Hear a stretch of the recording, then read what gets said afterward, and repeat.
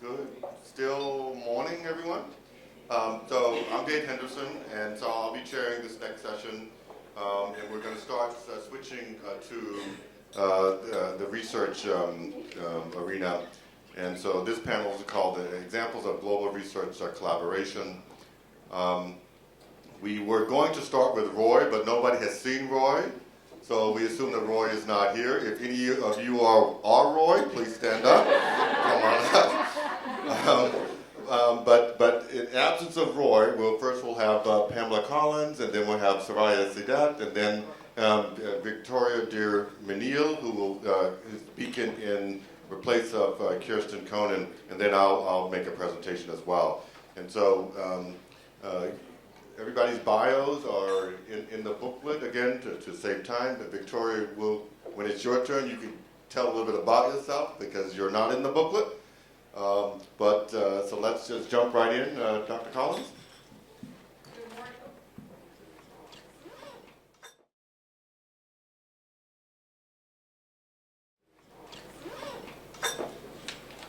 Good morning. Good morning. Good morning. I'm delighted to be here. I remember the first meeting of this group, and some are new faces and some are old faces, if I should say. So it's great to be here, and I'm really pleased to be in South Africa, where a lot of my formation in global mental health has happened. This was really the first place where I began to work as a resident in global mental health research. So it's great to be here. I have a few points. I have about 8 points. And the first one is that we really need to recognize the urgency of addressing the needs of people with mental disorders. There's one suicide death every 40 seconds around the world. 800,000 people at the least die from suicides. We know that these are the leading causes of disability globally. And they impact they're not only disabling, but they're also deadly diseases. So urgent need to do something, and what can we do? So research is one way to help us solve some of these problems. Yesterday we talked about translating research to policy. My own personal story is one of being translated from research to policy, from academia moving to the National Institute of Mental Health. And so I'll talk a little bit about what we're doing at NIMH, some of the opportunities that we have been building to facilitate research collaboration and research capacity building in Africa, but also in other parts of the world. So I'm at the National Institute of Mental Health. My office is the Office for Research on Disparities and Global Mental Health, and we're responsible for addressing mental health disparities locally and globally. And we have some specific guiding directions for the work that we do globally. The first is to really invest in the best science anywhere. As I said, these are difficult disorders. We need to have the best minds, and we need to have a representation of the world's population, not only North America and Europe, involved in research in order to solve these problems. Our second major emphasis has been on reducing the treatment gap. How do we actually improve access to quality mental health care, and what's the research needed to do that? One direction that we've taken in low and middle income countries has been to invest in research on task shifting to deliver evidence-based interventions for mental disorders, and I'll say more about that shortly. The third major direction has been about integrating mental health into other platforms of care. So ensuring that mental health becomes a part of global health, making sure that mental health is included in what we're doing with HIV-related care and research, maternal child health. So inserting the research around mental health issues into these other platforms of care. The next has been to anticipate global public health challenges. It's an aging world, growing numbers of non-communicable diseases, growing urbanization. What are the impacts for mental health in these, with respect to these things? And finally, building research capacity, making sure that we have a diverse research workforce, both in the United States, but also globally. And we've been investing specifically in supporting research capacity building in low and middle income countries. So those are our guiding directions. The next thing we've done is to really convene key stakeholders. This time, about 7 years ago, I had been at NIMH for 4 months, and our global research activities up until that time were pretty much confined to HIV/AIDS related research. And I was planning to launch 2 initiatives around that time, kind of thinking about them. One was the launch of the Grand Challenges in Global Mental Health to get global stakeholders to weigh in on what are the most important research questions around mental health, and many of you were involved in that. But the other was a workshop in which we convened a small group of key stakeholders that included people representing governments from low or middle income countries, representing services or implementation researchers, representing service users, representing NGOs that were working across borders as well. And we asked them, what can research do for you? How can it help you?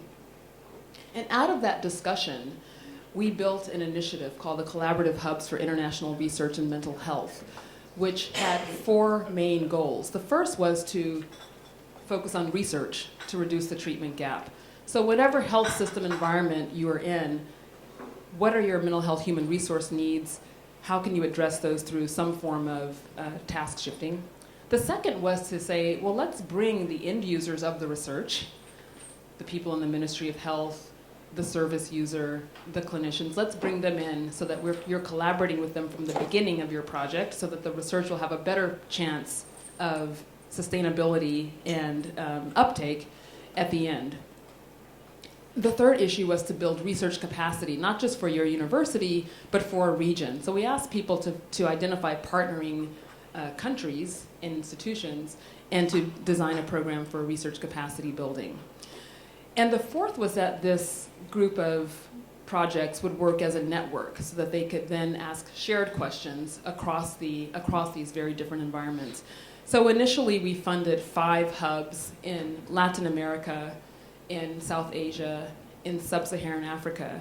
And the African countries that are still involved in that very first round are Nigeria, Ghana, Liberia, Kenya, South Africa, Uganda, Zimbabwe, and Malawi.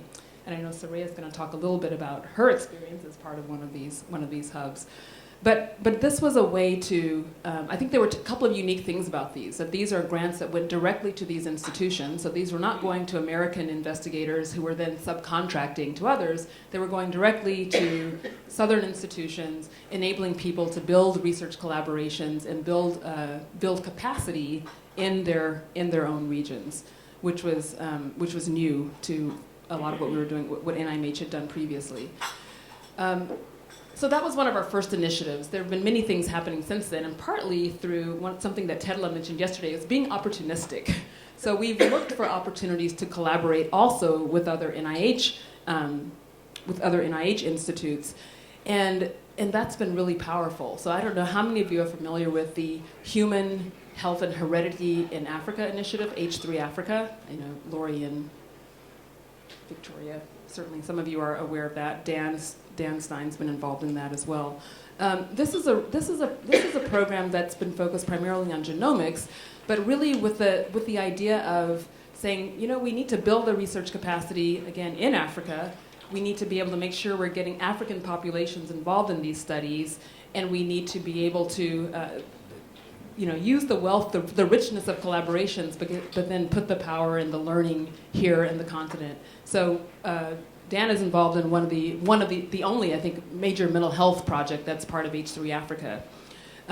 Another thing that we've been supporting is the Medical Education Partnership Initiative, and this is a partnership between NIH and PEPFAR, the President's Emergency Plan for AIDS Relief, with the idea that one of the ways to prevent the brain drain is actually to build medical education such that people want to stay, to give people not only great training but also research opportunities as a part of that training. And NIMH has been supporting some of those efforts. And right now, we've got my colleague from Mbarara is a recipient of one of the MEPI grants. There's MEPI funding in Ethiopia, Zimbabwe, South Africa that we're also supporting. Institutional training grants in Mozambique and South Africa are also helping to develop young researchers. And I also want to just pick up on the K43 Emerging Leaders Award that Lori mentioned, which is an amazing opportunity for young investigators coming from low and middle income countries to begin to achieve independence in research. The next thing I'll say, and I'll only take 2 more minutes, is scaling up. 1 more minute. 30 seconds. Scaling up. So we love this model of the collaborative hubs, and we've also been using it to figure out how to scale up what we know works in these countries. And we've just funded a new set of hubs focusing on scaling up mental health interventions. The African ones are working in Sierra Leone, Liberia, Uganda, Egypt, Ghana, Kenya, and South Africa. But we got to keep training young researchers, and we've got to figure out how to train people to think about how do you scale up? How do you translate what we're learning across different contexts? I mean, I feel that's the beauty of global health, is figuring out how we learn from each other and how do we capitalize on the opportunities for learning from each other. So, but this has to be a part of training. I think, and I'll end by saying, I think the final piece of this training has to be thinking about values that go along with collaboration.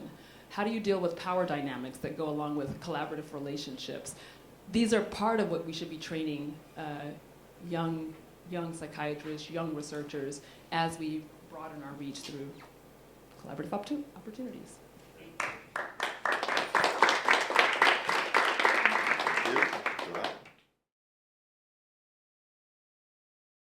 Good morning. So I'm going to speak specifically about my experience of working within the collaborative hubs. And I'm involved with PAMD, which is one of the sub-Saharan African hubs. And PAMD stands for Partnerships for Mental Health in Sub-Saharan Africa, and Pamela has mentioned the countries that belong to PAMD.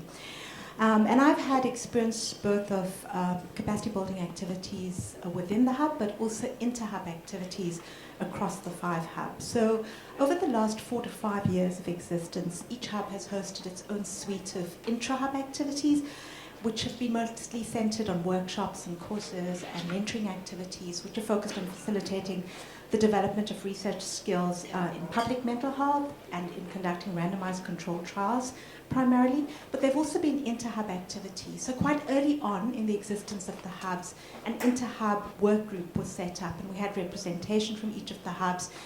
And we carved out a path for how we could exploit capacity building activities that were occurring within each of the hubs, and also looking at sustainability of capacity building activities beyond the lifespan of the hubs. So within PAMD, for example, we have had recurring courses on leadership and advocacy skills. We've hosted biostatistic short courses which have been open to researchers from other hubs. We've had workshops on scientific writing, on qualitative research methods. In fact, we hosted in this week a scientific writing workshop that was attended by early career researchers from all 5 hub countries. And so maybe I should then go on to say a few words about some of the lessons that we've learned. I think that our experience across the 5 hubs has been that extending research capacity to a wide range of settings which are quite culturally diverse, and the experience of trainees within those hubs is also very varied. But our experience has been that it is feasible, it is doable, even in very low income settings within those countries. We have found that complementary activities seem to work well. So this is a combination of distance learning and web-based approaches with more traditional approaches. So face-to-face student and staff exchanges, mentorships, didactic lectures. Some of the barriers have included language, especially communication in English, particularly in the Latin American countries, which has impacted on manuscript writing and grant applications by early career awardees. Resources, limited access to sophisticated statistical software. We found out early on that when we hosted our first biostatistics short course that many of the attendees didn't have access to statistical software. Also substandard infrastructure, which has been mentioned, like slow internet connectivity.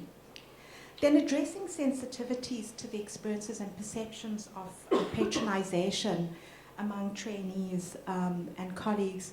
It's also, I think, a really important consideration, and an example of how one of the Latin American hubs dealt with this was to ensure that their trainees were paired with 2 mentors, one mentor from the US and a second mentor from Latin America, so from the country that the trainee originated from. Then over the last 2 years, we've been working very closely at trying to develop a sustainable monitoring and evaluation of the capacity building activities that have gone on over the last 4 to 5 years. So we've put together what we think is a fairly comprehensive matrix of indicators to monitor the success of capacity building, and that includes quantitative indicators like the number of courses attended, completion rates, publication units, grants awarded to early career trainees. What we have struggled with and continue to struggle with is how to monitor the longer term impact, which is perhaps more important. So how do we monitor the success in terms of career paths of those early career trainees? How do we monitor the gains that have been made in cross-cultural competencies? What about reduction in the mental health treatment gap, which essentially is one of the aims of these collaborative hubs? How do we monitor the sustainability of networks that have been set up within countries, regionally and then more globally? And so we think that this requires a more robust set of metrics. I think another long-term challenge is expanding our current research training networks to beyond researchers, individual researchers, groups, and academic institutions, to include non-governmental organizations and policymakers. And maybe to end off, one of the issues that has come up, I think, and it's been a consistent issue across all of the hubs, is how to implement effective mentoring and how to monitor the success and quality of that mentoring. And so what would be the best set of metrics for this? I think that we all agree that sustainability of capacity building activities requires money, and it requires time, and it requires a vested interest on the part of those who are passionate about building capacity on the African continent.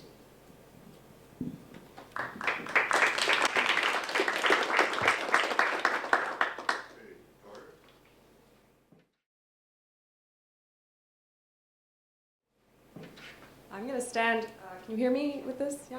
Yes, it's on? Good. I'm going to stand because I used to be sitting in the back and I noticed that it's a little hard to see. My name is Victoria de MENIL. I'm standing in for Kirsten Conan, who deeply regrets not being able to be here today. But her loss in this instance is my gain because I am really delighted to be here. When I first came to Cape Town, it was in the context of my PhD, which I was doing on mental health economics in Kenya. And I was doing that work with Crick Lund here, and also with Victoria Matiso and Professor Ndate. And so it's wonderful to be back. I am going to speak to you now in my current role as project manager for neuropsychiatric genetics in African populations, the NeuroGap project, which Dan Stein, Zuki Zingela, Akena, and Solomon Tefera are all involved in, and so I can't really speak to the content of that collaboration because each of those people could do better than I at that. But what I would like to get at is a discussion about that talks to Dr. Tedla's question earlier of where do we put the money? And I think that this is a very central topic to collaboration because money attracts collaborators and money also distorts collaborations. But the very specific question that I want to address is the one around resource allocation and are we spending money on the right thing? So since we don't have PowerPoint and since we're in Africa, I'm going to tell you a story. And because I'm American, my story is going to involve sports. Which Lori's going to laugh at me because I am not at all a sporty kind of person, but I'm going to do my best. So my story is about a man named Hank Gathers. And Hank Gathers was a basketball player in the 1990s. He was about 6'7" and he weighed 210 pounds. And he was an excellent college basketball player. He played for Loyola team. And he was a senior in college, and a candidate for becoming the athlete of the year because of this particular skill he had in rebounding, which is when you take a ball that has failed to reach the basket, it rebounds, and then you score. And because of his particular... Yeah, you're really not a sport. No, I know. You tell us. I knew he was going to call me. I knew he was going to call me. Anyway, tell us what rebounding actually is. Well, I'm gonna rebound off of that to tell you that clearly I have not played basketball, because whenever I did, I would jam my finger. But so he was playing a game. This is now, we're in March of 1990, March 4th of 1990. He's playing a game against the Portland Pilots, and he has just done one of his moves and scored, and he's put his team, which are the Lions, up 25-13. So people are feeling good. It's the first half of the game, and he collapses. And 5 hours later, he's declared dead. So an autopsy on Hank Gathers reveals that he had something called hypertrophic cardiomyopathy. Now, that basically translates to thickening of the heart, and it is the single leading cause for sudden death in young people, and particularly found in athletes. So it's become very standard to screen athletes for this disorder to make sure that they can continue careers as athletes, and if they screen for it, they're usually told to find another career. And typically it was an ECG that was used to screen athletes for this disorder that Hank had. Now fast forward to 2015, we are now in the era of genetics, and geneticists have studied people with disorders like Hank's, and they have determined that there are about 15 genes and 100 different variants involved in hypertrophic cardiomyopathy, and they've developed a screen for it. So now they have a genetic screen instead of using an ECG, and it's cheaper and less invasive. You just take a blood sample. And they're feeling good about themselves, and you can go to Columbia University and get yourself screened, and it's great. So now, take us to this past summer, August. An article appears in the New England Journal of Medicine, picked up by the New York Times and NPR and various other news stations, telling us that African Americans are being overdiagnosed with hypertrophic cardiomyopathy. Why? The reason why, does anyone know why? Yeah, why? Thank you. He's always got the answers. So the reason why is that the genetic screen was developed on the existing evidence that we have in genetics, which is from largely European ancestry populations.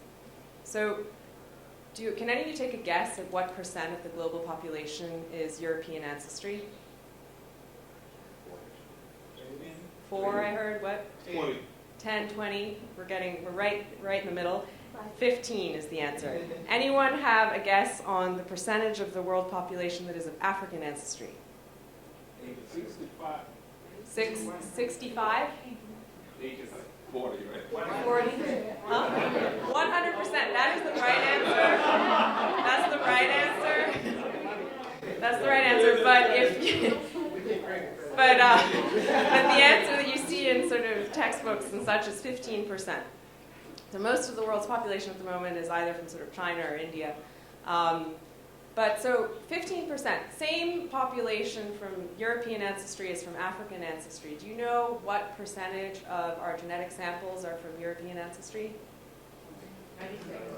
80%. It used to be 95. Now the most recent data just came out from Nature just this year, highlighting this problem. 80% European ancestry, 3% African. I have 1 minute. So we started this collaboration to address that question, and we're trying to collect samples from 40,000 individuals across 4 countries in Africa. And that should be a good thing. But the question is, how are we spending money?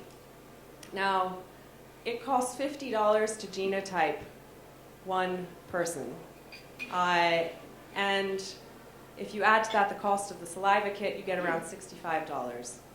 Per capita health spending in Ethiopia, which is one of the countries we're working in, is 73 international dollars per person per year. So we're looking at roughly the same to genotype as per capita health spending in Ethiopia. You can look at different numbers. Probably of that per capita health spending, $1 is spent on mental health, because Ethiopia is more advanced than most countries and spends more than 1% of its health budget on mental health. Of that $1, probably about 50 cents is spent on community mental health. The rest goes to hospitals.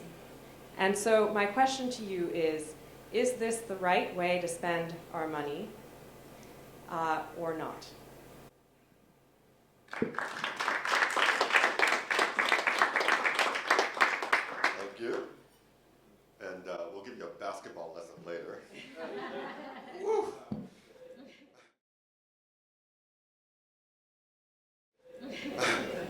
So I'm gonna spend my 8 minutes, I guess, covering a couple of topics, but we really touched upon something that I think is critical and what is driving why we are here. The fact is that when you look at health and mental health, and you look at the data, the African population is not represented in the data. And so then the question is, how the hell are we treating people? And with all of the tools and technology and risk assessments and all of this stuff that do not apply to black populations, why are we using them? And then how many mistakes are we making? And so my goal and really kind of following Chet Pierce's lead in this, and when he first counseled me on why I should be interested in international psychiatry, he first said, well, you need to understand how are people the same and how are they different. They're equally important, but you need to understand both. And what we have not done here, from a global perspective, is to figure that out. We've made huge assumptions from the medical field, and we're just rolling stuff out and without fully understanding and doing the work to understand, does this work for this population, this group, this culture, and so on, and what are those factors that make it work or not work? And so if you look at it from the big picture, my point is we got a lot of work to do. But we actually have to do the work, and can a group such as this kind of accelerate this process? We're here for a reason. Each of you are here for a reason, and I'm going to be, this afternoon, I'm going to be calling on the young people in the back who have been silent, because those are the most important people in the room. And we have this opportunity, and if not now, then when? Like, if we don't do it now, it's all, we're all aware of all of the issues in front of us. If we can't do it now, we're not, when is it actually going to happen? And if it's not us doing it, who's going to do it? And so I would call on all of you to, as we think through all of these problems, and we come up with solutions as to how and what we can do together to help accelerate this process. Because we have to, as Pamela pointed out, there are people suffering all over the world, and there's little care available, and we have a role in this. And when I think about this capacity building, it's about, it's not rocket science, right? It's not even genetics. We'll get to the genetics, but we have the technology, we have the information, we have to figure out how we can share this to allow countries to scale up, to be effective in caring for those who are most suffering. One of my most favorite Chet Pierce's quotes, and he may have stolen it, I don't know, somebody else may claim it, but he said, and it really kind of has driven what I do, but every, and it speaks to your comment, every society has a responsibility to care for its most vulnerable, right? And that's the core of it. Yet we do know that many societies don't have the capacity to, right? They may be they may want to, but they don't necessarily have the capacity. And so when we think about the role of research in this, and I think in my little blurb I wrote, about scaling up 1 minute. And we got 1 minute, 2 minutes, how many? Oh, that's pretty good. Eh? I'm just getting going though,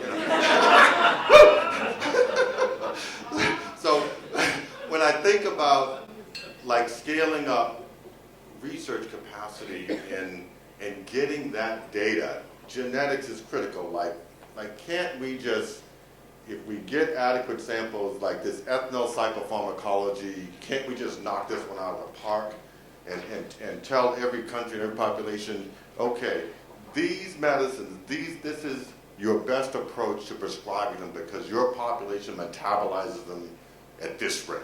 Can't we just do that with genetics? So I look to the broad at some point when you have an adequate distribution of samples to help us answer that question. It's a huge area that would make a global impact in the appropriate prescribing of psychotropic, as well as cardiac medicine, hypertension, all across the board. It could be a huge thing. But the clinical trials, I think, is critical in understanding, like, what are the best treatments? Understanding efficacy, effectiveness, and safety. We still have to do clinical trials. We have, but it doesn't have to be as traditional as we think of clinical trials, but we still have to have that capacity in every country to learn how to best, what are the best treatments, and to factor in all of those other things that surround patients in their lives, and try to understand what are the best approaches. And so that's what's missing, I think, and why we have to, and I think this group and with the research capacity can play a huge role in scaling up around clinical trials. And I know that our colleagues in Ethiopia have received a major World Bank grant to start a clinical trials unit that they want to actually make that a collaborative clinical trials network. And so with that, you can see that where capacity can start with, let's work and help you develop clinical trials. I'm done. And then that turns into this major, clinical trials network. And so that's where I think we can head with this. So thank you. I'll stop.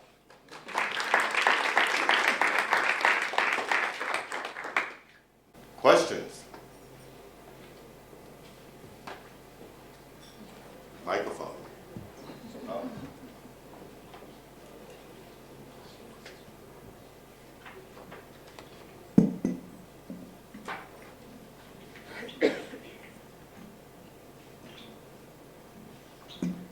This has been an exciting panel. Week before last, I was at a conference put on in the island of Martinique in the Caribbean, which is a department of France. It's not a Caribbean territory. It's a French department. And the conference was on the psychological effects of slavery on populations. Martinique was also the home of Frantz Fanon, who was one of the most famous African psychiatrists in the world and did most of his work in Algeria, in the revolutionary phase. So the question I'm responding to that's been put forward by David and by Pamela, but particularly by David, is that I will have to turn the question back, which is, can we really solve that problem? No, before I ask that question, Fanon said very clearly that psychiatry makes no sense unless it is married with an understanding of the politics of oppression. That was one of the bases of Frantz Fanon's teachings in psychiatry. So now I'm going to pose a question to you.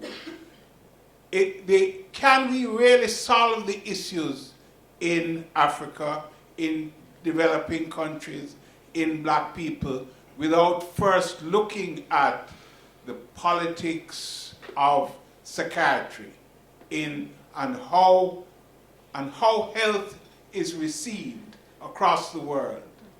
And of course, I guess you guys are now in a new Trump era. So you guys are now having to look at that issue in your own country in a very clear way. I certainly think that one of the issues in Africa is that the African countries and the African people have not been encouraged and helped to develop their own political solutions for these particular problems.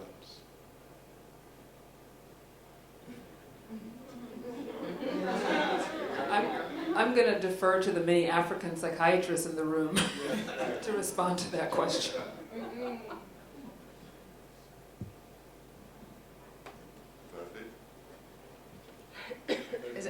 Is that the proxy African psychiatrist? I was waiting for one.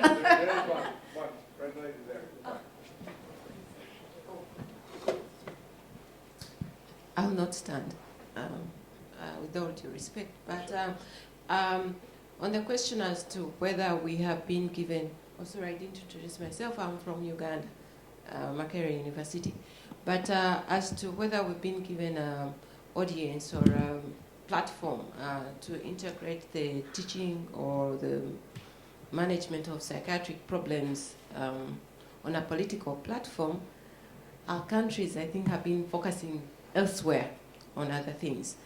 Much of the focus has mainly been on infectious diseases, malaria, TB, HIV.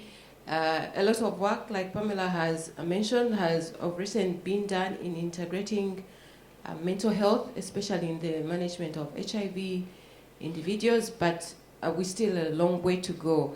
Many of our institutions, I'll speak for Uganda, we've had psychiatry for a long time, but the growth of the discipline is very slow. The government does not really support so much of the training of individuals, say at master's levels. It used to happen before, but it doesn't happen now. So we are now looking elsewhere in collaborating with other people, and I think in Mbara University, the chair is over there, has a collaboration with people from Mass General, and I hope that he'll be able to train his students through collaboration with them, and we hope that the only way for us to move forward is collaborating with others in developing, but politically we do not have so much say. That's the problem. I'd like to hear from African psychiatrists if you hold on chairing yours now, sorry. Yeah, no, thank you very much. I think my take on it is that I don't think that we should wait for us to do that first before we do the research. I think there's a lot of work to be done. So I think we should be doing all of those things. From a South African psychiatrist point of view, we have struggled with apartheid, and we are struggling at the moment to try and redress the issues that apartheid left us. So one of the biggest challenges is what we call transformational issues, trying to transform our universities to be representative of the countries. And so one of the biggest things that a lot of residents talk about, for example, is that they fail psychiatry and other specialty exams because they're black. And when you go to the colleges of medicine, people that you have that examine specialists, when you tell them this, or you say this is what what the people are saying, people say, well, give us the data, show us the numbers, we want the zeros and ones. And so we are doing that. I'm part of a collaboration that is called Harambe, that is trying to look at find these zeros and ones to do that. But I want to say that I would not have been able to do that if I did not also do schizophrenia research and then learn how to do zeros and ones and to use particular things. So I think I think there's a lot of work to be done, and I think a lot of us are trying and have many hats on to try and do these kind of things. But I would be hesitant to say that let's first understand the politics and before we do the research. I think we should be doing all these things at the same time. And I agree that it's very, very important to try and understand what those things are, what the politics is of oppression, there's a lot of people that have written about the physical health of people that suffer from microaggressions and from previous oppression. And I agree that we need to do all those things. But yeah, I don't think that we should stop first what we're trying to do in trying to find the schizophrenia gene in Africa. But I think we should also be doing that as well. That's my contribution.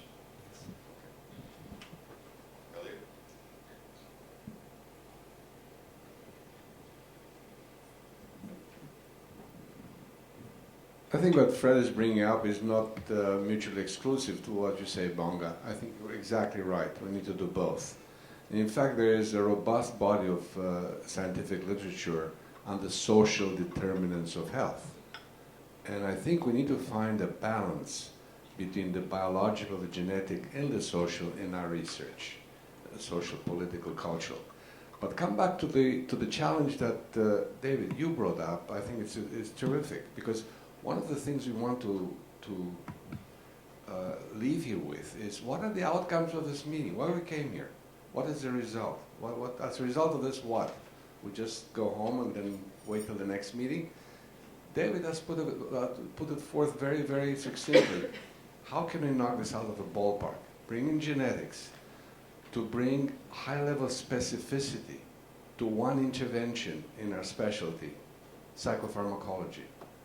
And I think part of the shame, stigma, and discrimination that our patients suffer is because the shame, stigma, and discrimination is affecting not only our patients, but our profession as well. I think in Ethiopia, I believe our colleagues mentioned that when young people are being invited or coached to join psychiatry, they say, am I going to be fed from this? So the issue of discrimination has also economics for choosing the specialty. So bringing science, to best scientific evidence, in this case genetic, that David, you brought up so appropriately, can we knock that out of the ballpark? The instruments already exist, in fact. The test is very expensive right now, but it already exists. What David is challenging us to put forth, it costs about $2,000 to find a level of genetic specificity to the molecule, to the therapeutic molecules. But I think that's exactly right. How can we bring science, the best scientific evidence, to bear on improving the quality and the access to care is a major challenge. And I would hope that together with our African colleagues, we'll come with Africa-specific solutions to both. Thank you. Right, and I think that we recognize that, every country is different, every place is different, and they're starting, where they're starting varies tremendously. And I guess when I first started doing this, I was thought, you got to go step by step to get build the foundation and so on. But actually, I think we can make some jumps. There's some steps that countries don't have to go to because of the work that has already been done. And this is one of those things where we can actually make some considerable jumps if we take in the technology that's available, the resources, the intellectual skills that are already available, and we can allow countries to really, skip 50 years and move really to, cutting edge, clinical care, training and research, but also make it specific to them and to their country. So I think that we can do that. This is what I expect from this group. Like, we got a lot of good thinkers, big thinkers here. How do we accelerate countries' advancement to be able to develop, systems that allow them to care for the most vulnerable? And I think this is what our mandate should be, or one of the mandates. We have a lot of mandates, probably. But this, I think, is a critical one. We can accelerate this process. Yeah? I want to come back to the question, which I thought was a really interesting one, about Fritz Fanon and implications for all the work that we do, and are these things complementary or not complementary? It's a little more tricky at the moment with the political conflicts right now, because it's not clear exactly who's right. So the students, for example, in the political protests of the last year, who've been in fact, doing things like burning libraries. There are two sides to that, and I'm not sure what Fanon would say about that. But I think what I would want to say is the kind of thing, David, that you're setting up here, that we're setting up together, is it's political. So it's partly about finding the next gene, but it's also political in very important ways. And one political thing that, to follow what you're saying is we're demonstrating, we're modeling how to collaborate. We're demonstrating, we're modeling how to deal with power differential issues. We have particular constructs that come from mental health, like transference, countertransference, projection, all these sorts of things that are actually useful in understanding human relationships. And what we can do by working productively and collaboratively and with good mentoring is actually a political activity. Thank you very much. Thanks to the panel for very interesting topics. Just one or two comments, and I'm commenting from the angle of an African psychiatrist perspective. We in this country have got about 575 psychiatrists, and we are serving a population of about 60 million, and close to 80% of that population is black. That means that a large majority of South Africans who make up that population speak a language other than English or Afrikaans. If you look at the majority of the 575, they're not black. And therefore, there is a disparity in terms of the clinician who's supposed to provide a service and the people that they are supposed to be getting the service. Now, what does that have to do with the discussion here? When it comes to research and bringing it, for the benefit of the people on the ground, it means, therefore, one is already starting at a disadvantage if you're going in psychiatry, because you are basically starting from a point of view where the majority of the people you're going to be working with, you actually have to bridge this wide gap in terms of language, in terms of culture. So this is part of the reason I felt it was important to be part of the NeuroGap, because from where we are forming 7 million of the 60 million, and if you look at the people within our department, the majority of them will actually be able to bridge some of that gap. And I think that's probably one small way that one can make a difference.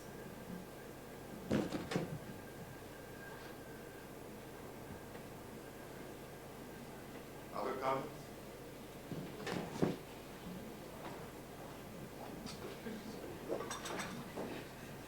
Thank you.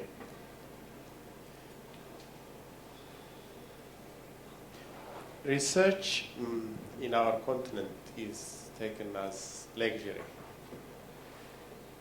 because of many, by politicians, of course, I'm not saying this, and not only by politicians, even in the higher learning institutions. Those of us who are involved in research are regarded as running away from other useful activities, and teaching and treating patients is regarded as the most important thing that we can do for our patients and our country. And when it comes to the politicians, it's even more perceived as something that is not, we're engaged in something that's not that useful. But do we have to be discouraged because of all these attitudes that people have towards us, towards researchers? I would say no. Because things will change. And governments are ad hoc, actually, institutions, because they change. They change. But we, as researchers and scientists, have the responsibility to generate evidence that is going to be useful and practical and beneficial to the end users in the future. So I think there might be a time, since there is a change, as what is happening now in the United States and everywhere in the world, then we might find people who would be very much interested to look for the best way of doing things, the best way of tackling problems, and then we have the solution at hand, or the methods that would benefit our people at hand, because we have been doing research against all the odds. Then there might be a time when it would be needed by politicians and be put into practice. Having said this, our research has to be also very sensitive to include and involve service users who are really very important components of this endeavor in policy planning, in monitoring and research. Now we are talking about taking specimen samples for genetic research and many other things, and organizing them and also empowering them to fight for their rights, demand the governments, would be also another issue that we have to be very much keen and involve our people to the service users to be really proactively demanding for their rights, and because of all other competing priorities, and governments are not very much keen. We have in my country, for example, associations and NGOs helping disabilities, excluding mental disability. And the word itself, I don't know, Tedla would help me because his English is better than mine. The organization we have for disabilities is Association or Organization of Physical Disabilities. I can't do that in English. You know, people function as though we are mindless. We are only physical beings. Yeah, and so we have to be also really good advocates to involve service users, and they can be really good partners in our research, in our advocacy, in planning and monitoring and whatever is happening in the continent. Thank you. One more advice.